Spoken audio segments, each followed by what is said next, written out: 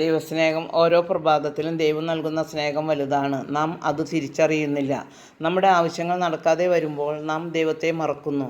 പ്രാർത്ഥനയും ഉപവാസവും വിശുദ്ധ ബലിയും ഉപേക്ഷിക്കുന്നു. ഓരോ പ്രഭാതത്തിലും ദൈവത്തിൻ്റെ സ്നേഹം പുതിയതാണ്.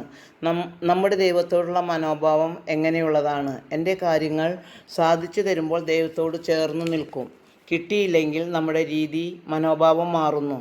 ദൈവത്തെ വെറുക്കുന്നു. അവിടത്തോട് പരാതി പറയുന്നു, കരയുന്നു. നിരാശ വരുന്നു. പ്രാർത്ഥനയില്ലാതെ വരുന്നു.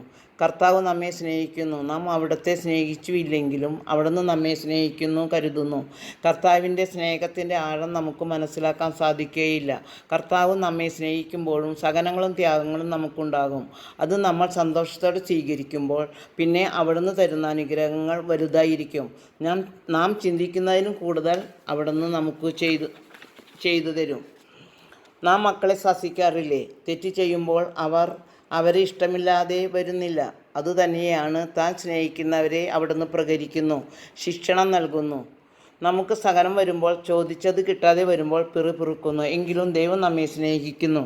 കർത്താവ് തരുന്ന സഹനം, ത്യാഗം സന്തോഷത്തോടെ ഏറ്റെടുക്കുമ്പോൾ പിന്നീട് അവിടുന്ന് നൽകുന്ന അനുഗ്രഹങ്ങൾ നിരവധിയാണ്. അത് കണ്ണു കണ്ടിട്ടില്ലാത്തതും കാതു കേട്ടിട്ടില്ലാത്തതുമാണ്. ഞാൻ എൻ്റെ ഒരു അനുഭവം പറയാം. എൻ്റെ ഭർത്താവിൻ്റെ ഷുഗർ കൂടി വിരൽ കളയണം എന്ന് പറഞ്ഞു. കണ്ണീരോടെ അവിടത്തോട് പ്രാർത്ഥിച്ചു. അവിടുത്തെ ഇഷ്ടം നിറവേറട്ടെ എന്ന് ഞാൻ കരഞ്ഞു പ്രാർത്ഥിച്ചു. അന്നു മുതൽ എനിക്ക് ദൈവം കളഞ്ഞുവെങ്കിലും എനിക്ക് ദൈവത്തിൻ്റെ സ്നേഹം അനുഭവിക്കാൻ കഴിഞ്ഞു. ദൈവത്തിൻ്റെ ശബ്ദം കേൾക്കാനിടയായി. എന്നോട് ദൈവം സംസാരിക്കാൻ തുടങ്ങി.